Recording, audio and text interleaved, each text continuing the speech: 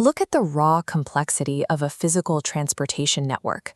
Standing on a subway platform, the geographical reality of tunnels and tracks is overwhelming. In 1933, engineering draftsman Harry Beck proposed a radical solution to mapping this system. He completely ignored geographical accuracy. Instead of tracing the physical curves of the Earth, he organized the routes like a circuit diagram, relying on neat, color-coded lines and simple angles. Beck recognized a critical constraint. The audience didn't need geographical precision to measure distance. They needed a simplified system to navigate from A to B. Beck succeeded because he treated the transit network as a series of navigational choices, not a geographic survey. In education, the transmission fallacy occurs when a subject matter expert attempts to map every detail of their field, ignoring the specific route the learner actually needs to travel. To achieve this scoping systematically, instructional designers rely on the analysis phase of the ADDIE model to profile the learner. This diagram illustrates the core architectural components of instructional design, broken into variables and constants. The biological mechanics of learning and human memory are strict constants. You cannot change how the brain works. But the audience, the desired outcome, and the content itself are variables. You have to solve for the audience first. Their specific profile dictates the exact outcome required. That outcome then defines the strict limits of the content. Treating content as a constant is why expertly authored educational materials fail. The variables only balance when we solve for the audience across distinct cognitive domains. The first major domain is the adult workplace learner. These are professionals with rigid habits and high demands for their limited time. Malcolm Knowles defined this constraint through the theory of andragogy. Adult learning requires a strict, problem-centric structure. They reject broad content memorization that lacks immediate utility. This requires carefully evaluating the problem. Often, workplace performance gaps stem from broken processes or a lack of resources, not a deficit in knowledge. When a training intervention is actually required, you must bypass academic theory and tie the instruction directly to immediate, highly specific job competencies. Extracting those competencies means dealing with subject matter experts who suffer from the curse of knowledge. They possess deep, tacit expertise, but have forgotten what it is like to be a novice. The systemic tool used to map these exact competencies is the DACOM approach, developing a curriculum. Step 1 forces expert workers to analyze their own job profiles to identify which specific tasks are critical and time-consuming. Step 2 runs those identified tasks through a validation loop, requiring peer and management ratification to strip away individual biases.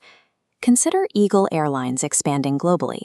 They use Step 3 to transform tacit assumptions about aircraft features and cultural sensitivities into a precise, measurable skill matrix for their cabin crew. DACOM acts as an engineering mechanism. It converts implicit expertise into actionable outcomes, defining exactly what the training must cover, and more importantly, what it must exclude. Transition to the university domain, and the constraints completely flip. Higher education is not primarily designed for immediate task execution. This diagram maps higher education determinants.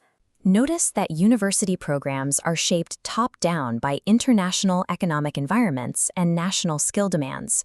Policymakers and industry experts construct the curriculum based on these external pressures, well before an instructional designer touches the course material. In this environment, the foundational analysis phase relies on understanding broad macroeconomic shifts rather than mapping individual workplace actions. The target audience here is the youth learner. They're individuals on the cusp of adulthood, requiring structural guidance while simultaneously demanding autonomy. William Perry mapped this mental progression through a 4-tiered theory of cognitive and ethical development. Freshmen typically enter in the dualism phase. They expect absolute truth, delivered as concrete facts by professors holding the right and wrong answers. The academic environment forces a jarring shift into multiplicity and relativism. Subjective knowledge requires the student to use rigorous evidence to navigate competing perspectives. Finally, they reach commitment in relativism. The brain learns to appreciate ambiguity, and the student defines their own educated values. In higher education, the instructional designer's objective is to build environments that force students out of comfortable dualism and into the complexity of relativistic thinking. Finally, in K-12 education, government committees mandate the broad curriculum, but the tactical execution is left entirely to the designer. While observing intelligence tests in the 1920s, Jean Piaget noticed that children's incorrect answers followed a logical pattern. These errors revealed biological differences in how young brains organize and process reality compared to adults. He mapped 4 stages of cognitive development, establishing a strict biological timeline for learning capacity. Between ages 7 and 11, logic is strictly bound to tangible physical events. It is only later, in the formal operational stage, that abstract and hypothetical reasoning finally emerge. Regardless of the subject matter, the biological age of the learner imposes a hard limit on what abstract concepts can be successfully introduced. Identifying a learner's cognitive capabilities sets the baseline, but instruction is influenced by localized physical, social, and economic factors. The exact same inputs yield entirely different results based on the surrounding environment. Take calculus. The core mathematical concepts remain constant everywhere, but a designer must alter the practical examples. You translate the math into familiar local realities, mapping variables to engineering, architecture, or local finance, depending on the context. Even the most universal concepts must be culturally and contextually manipulated to be absorbed by a specific audience. This brings us right back to the variables of the ADDIE diagram. Whether building a smartphone tutorial for a senior, a university ethics course, or a K-12 math lesson, the mathematical variables remain identical. When you change the audience variable, the required outcomes and the content's physical scope must instantly adapt. Instructional design is not an artistic endeavor of writing content. It is an engineering discipline focused on solving constraints. The analysis phase dictates the cognitive limits of the learner, providing the absolute mathematical bounds for everything a designer will ever build.